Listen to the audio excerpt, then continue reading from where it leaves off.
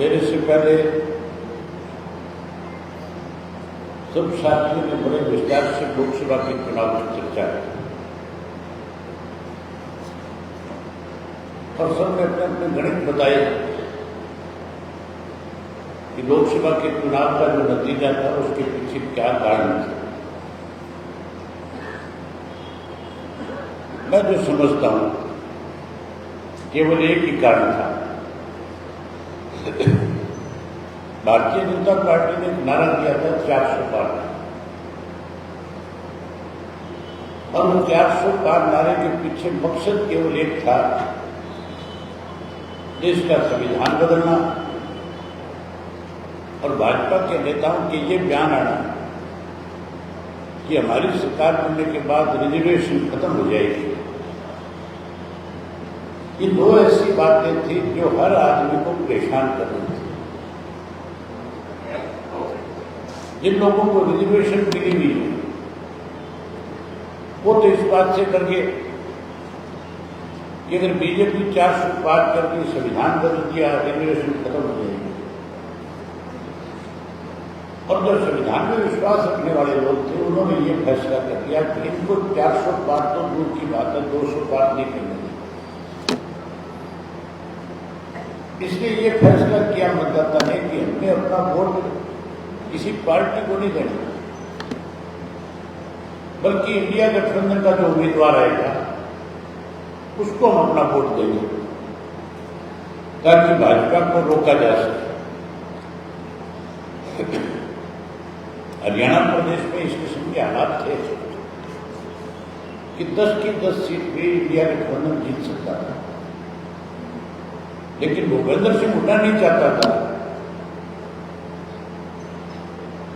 कि इंडिया गठबंधन की 10 की 10 सीट है। और उसके लिए उसने कांग्रेस के कैंडिडेट्स का विरोध किया। वहीं आपकी पार्टी को भी इंडिया गठबंधन का हिस्सा बनाना चाहते थे अलग अलग राजनीतिक दलों के लोग जो इंडिया गठबंधन में शामिल थे, जिन्होंने कई दफा ये बात उनके बीच में रखी कि जिस व्यक्ति ने इसकी शुरुआत करी है उसे इसका हिस्सा जरूर बनाया जाए। जब इनकी पहली बैठक हुई थी उस बैठक के अंदर खुल करके इस बात पर चर्चा हुई थी कि चौधरी ओम प्रकाश चौटाला को इंडियन नेशनल कांग्रेस पार्टी को इंडिया गठबंधन का पार्टनर बनाया जाए, हिस्सा बनाया जाए, और उसमें सबकी सहमति भी थी। लेकिन हुड्डा बारी बारी इस बात का विरोध कर रहा था कि हम तो 10 की 10 जीतने में सक्षम है, और उसने यहां तक भी कांग्रेस के नेताओं के बीच में धमकी देने का काम किया कि अगर उनको आपने इसका हिस्सा बना लिया तो मैं इस्तीफा दे दूंगा, मैं कांग्रेस छोड़ दूंगा। कांग्रेस में मान के तो कोई कमजोरी है, और कमजोरी सबसे बड़ी सोनिया गांधी। भूपेंद्र सिंह हुड्डा के खिलाफ जो मुकदमे इस प्रदेश में ईडी में चल रहे हैं उनमें एक मुकदमा जो है जिसके अंदर भूपेंद्र सिंह हुड्डा को जहां एक्यूज बनाया हुआ है वहां को एक्यूज उसके अंदर रॉबर्ट वाड्रा भी है। आपको पता होगा कि हुड्डा जब मुख्यमंत्री था तो एक जमीन ऐसी थी जो जमीन इसने डीएलएफ से लेकर के वाड्रा कंपनी को दी थी, और उस वाड्रा की कंपनी को जमीन दे करके बिना उससे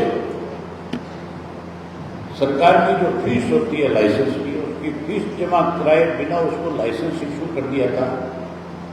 और लाइसेंस इशू करने के बाद जिस कंपनी में वाड्रा, जिस कंपनी का मालिक था, उसने फिर उस जमीन को पहले दाम में डीएलएफ को बेच दिया। उस केस की इंक्वायरी ईडी कर रही है, और उनका यही दबाव उनको जाकर के बढ़ाता है कि अगर आपने मेरी बात को नहीं माना तो फिर मुझे मजबूर होकर के आपके खिलाफ गवाही देनी पड़ेगी। एक डर पैदा कर रखा, और उसी डर का नतीजा ये है, मेरे से पहले माजरा साहब बता रहे थे कि हुड्डा अपना वर्चस्व कांग्रेस में बनाने के लिए जो भी कोई हुड्डा के बरोबर राजनीतिक तौर पर अपनी ताकत बना रहा है या खड़ा था, इसने उसको पार्टी से बाहर का रास्ता दिखा दिया।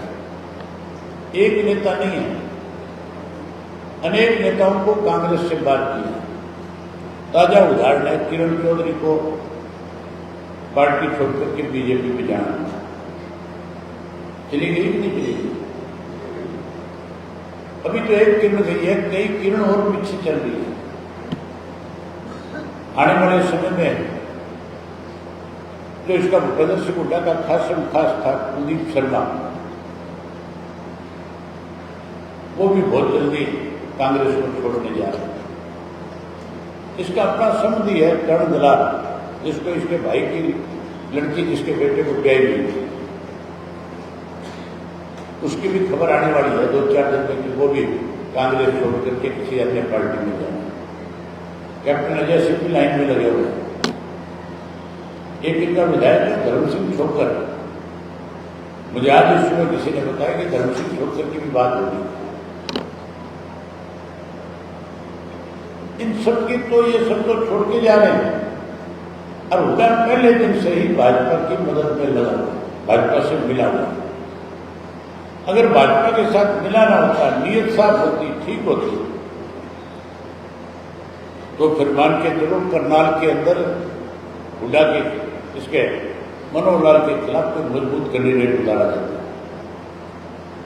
मजबूत कैंडिडेट देने के बजाय मनोहर लाल खट्टर कैसे चुनाव जीते, उसके लिए एक ऐसे व्यक्ति को टिकट दे दी जिसका करनाल के जैसे कुछ संबंध नहीं था, कैसे कुछ संबंध नहीं था लोकसभा में, जो गुवाड़ा का रहने वाला था।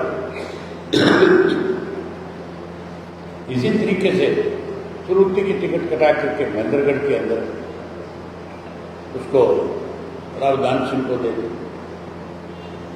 गुड़गांव में राजगोबर को ले आया।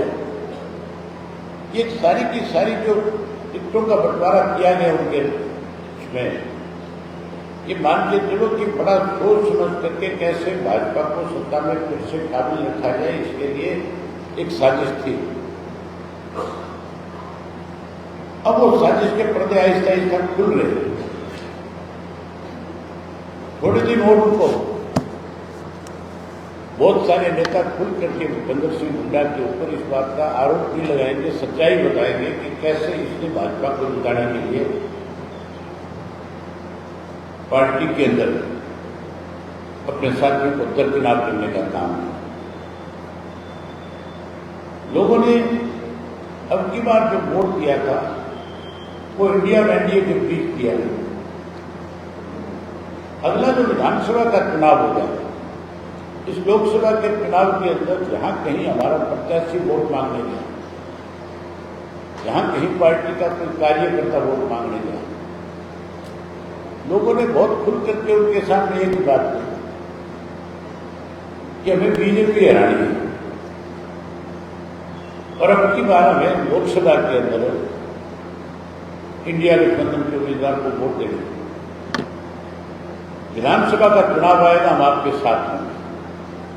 कई उदाहरण ऐसे कि विधानसभा और लोकसभा के चुनाव में बहुत बड़ा अंतर आ जाता है। कुचाना हल्के से याद करो आप,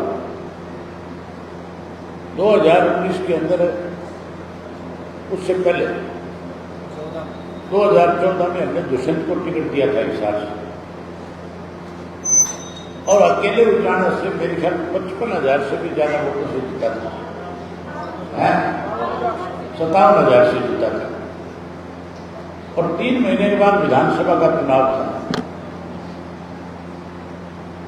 और 3 महीने के बाद विधानसभा के चुनाव में 6,000 वोट से हार गया। हार गया था नहीं हार गया, 63,000 वोट का अंतर पड़ गया। हमारी पार्टी को 57,000 से पहले जिताया और फिर 6,000 से लोगों ने हरा दिया। इसी तरीके से यमुनानगर में, जिसको हमने यमुनानगर में लोकसभा का उम्मीदवार बनाया था 14 के अंदर, उसको उस वक्त वोट मिली थी 19 के अंदर। उसको यमुनानगर विधानसभा क्षेत्र जो था उसमें उसको केवल वोट मिली थी 17 से। और जब विधानसभा का चुनाव आया, हमने दिलबाग सिंह को टिकट दी थी पार्टी की तरफ से, उसको वोट मिला 62,000। वो एक तरह से चुनाव जीत गया था, जबरदस्ती भाजपा ने अपना उम्मीदवार डिक्लेयर कराया। ये जो चुनाव है, जीत तो सबसे बड़ी बदलाव की निशानी है। जीत के लोगों ने हमेशा इंडियन नेशनल लोकदल पार्टी को ताकत दी है। चौधरी देवीलाल ने जिस किसी को टिकट दे करके आपके बीच में भेज दिया था, आपने आंख मीच करके उसको विधानसभा लोकसभा में भेजने का काम किया। चौटाला साहब ने हमेशा आपका सम्मान किया। अपने गृह क्षेत्र की सीट को छोड़ करके जींद में आकर के उन्होंने विधानसभा के चुनाव लड़े और खुल करके जींद के लोगों के बीच में एक बात कही कि मैं मुख्यमंत्री तो बनूंगा पूरे प्रदेश का, लेकिन नेतृत्व करूंगा जींद जिले का। मैं जींद के विधानसभा के किसी क्षेत्र से चुनाव लड़ करके मुख्यमंत्री के पद पर जाना चाहता हूं। पहले नरवाना से लड़ते थे, नरवाना रिजर्व होने के बाद उन्होंने उचाना से लड़ना शुरू किया। उन्होंने हमेशा जींद का सम्मान किया। मुझे उम्मीद है कि आप फिर से इंडियन नेशनल लोकदल पार्टी को ताकत दोगे, मजबूत करोगे और फिर से प्रदेश के अंदर जीत का अपना राज स्थापित करने का काम करोगे। राज बनाना चाहते हो कि नहीं बनाना चाहते? अगर राज बनाना चाहते हो तो फिर 3 महीने कड़ी मेहनत करनी पड़ेगी। अब लोग फिर से आपके साथ जुड़ना चाहते हैं। ये उदाहरण नरवाना आपके सामने। नरवाना के लोगों ने जाकर के टिकट मांगी थी कि हमें लोकसभा की टिकट नरवाना को दे दो, और बहुत उत्साह के साथ कह रहे थे कि हम नरवाना से 30, 40, 50 हजार वोटों से जिता करके ले आएंगे उम्मीदवार। मुझे भी बहुत उम्मीद थी, लेकिन जब नतीजा आया तो ऐसे व्यक्ति को जिता करके भेज दिया जिसने नरवाना के किसी गांव में कभी जाकर के किसी से वोट भी नहीं मांगा। तो 17 लोकसभा क्षेत्र से एमपी बड़ी है, वो कभी एक दिन भी पिछले 15 साल में किसी एक गांव में नहीं गई, किसी के सुख दुख में भी शामिल नहीं हुई, और लोगों ने बहुत बड़े बहुमत के साथ जिता दिया। दूर क्यों जाते हो? आपके यहां जो लोकसभा का मेंबर बना है, क्या नाम है इसका? ब्रह्मचारी। ब्रह्मचारी का लोकसभा का क्या मतलब है? तो मोटा बन के चला गया था, यहां चला गया था, नहीं चला गया, यहां किसी को नहीं जानता। सरफितों के एक गांव का रहने वाला है। कौन सा गांव है? गंगोली का। अरे फिर आप ये मान के चलो कोई बूढ़े होके फूल लेके जाओगे तो मिलेगा, यहां नहीं आता तुम्हारे। जब तुम हरिद्वार जाओगे तभी मिल सकता है, उसने नहीं आना दोबारा।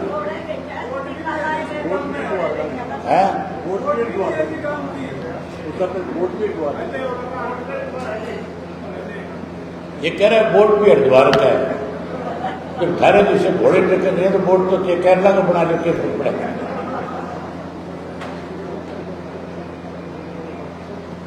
मेरा कहने का मतलब है कि आपको राजनीतिक सूझबूझ के साथ लोगों से संपर्क करना है।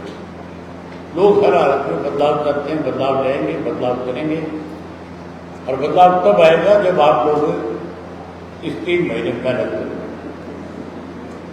मुझे उम्मीद है कि जिनके हर कार्यकर्ता दिन रात एक करते और आने वाले समय में बड़ा बदलाव लाने का काम करें।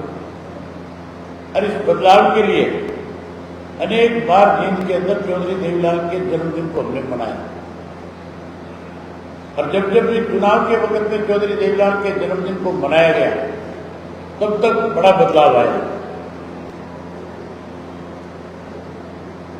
अब की बार भी चुनाव से पहले चौधरी देवीलाल जी का जन्मदिन आया था। मैं आप जींद वालों से पूछना चाहते हो, जींद में मनाओगे कि नहीं मनाओगे?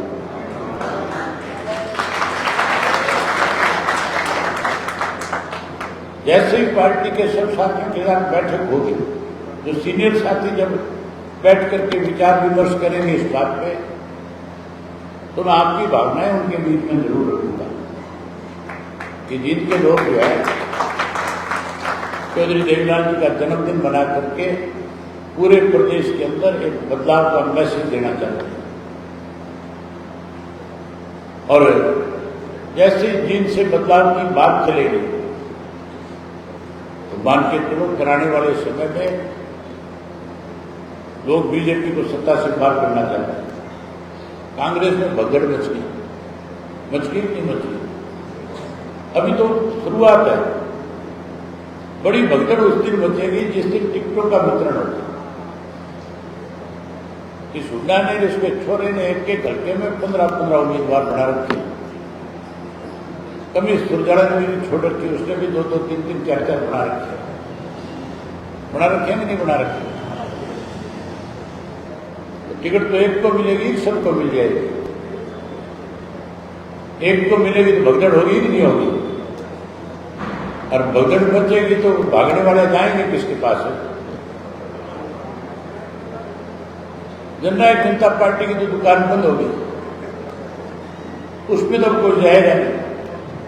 पिछले चुनाव में तो उनके पास चले गए थे, 7-8 भाग करके जीत भी गए थे। दाव लग गया था नहीं 7-8 घंटा। अब की बार उन्होंने वाली की दुकान के ताले लगे, वहां तो कोई जाओगे चापी चुपी खूब फूटी।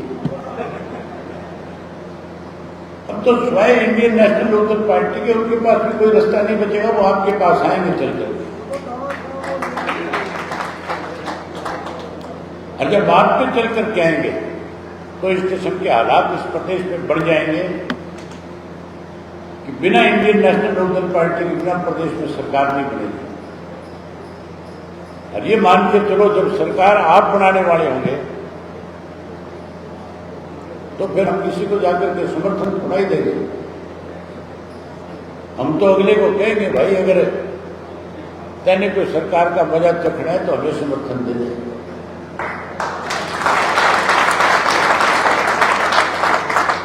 अपनी सरकार बनाओ, इसके लिए 3 महीने काम करो।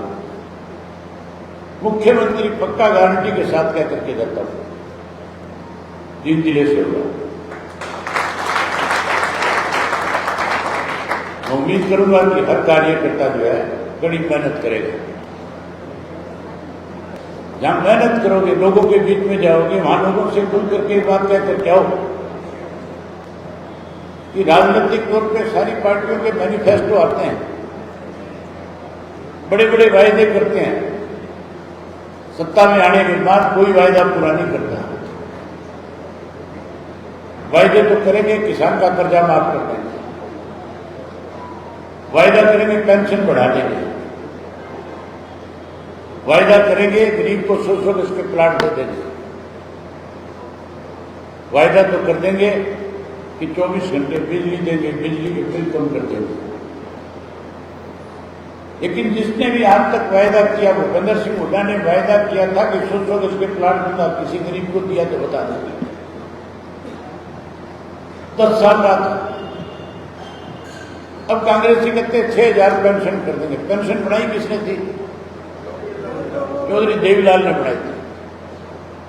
पेंशन कोई बढ़ा सकता है तो चौधरी देवीलाल की नीतियों में विश्वास है। आप खुल के कह सकते हो कि 7500 रुपया पेंशन करेंगे। हम 100 गज के प्लाट गरीब आदमी को देंगे, पक्के मकान बना के देंगे। चौधरी देवीलाल आवास योजना के तहत 2-2 कमरों का एक मकान भी साथ में देंगे हर गरीब। उसके साथ साथ गैस का सिलेंडर कांग्रेसी कहते 500 का दे देंगे। भाजपा वालों ने 1200 का कर रखा है। महंगाई बढ़ती जा रही है। हमारा फैसला है कि हर घर में महीने की पहली तारीख को गैस का सिलेंडर सरकार की तरफ से मुफ्त मिल देंगे। 1100 रुपये घरेलू साथ में देंगे ताकि उसकी रसोई बढ़िया चल सके।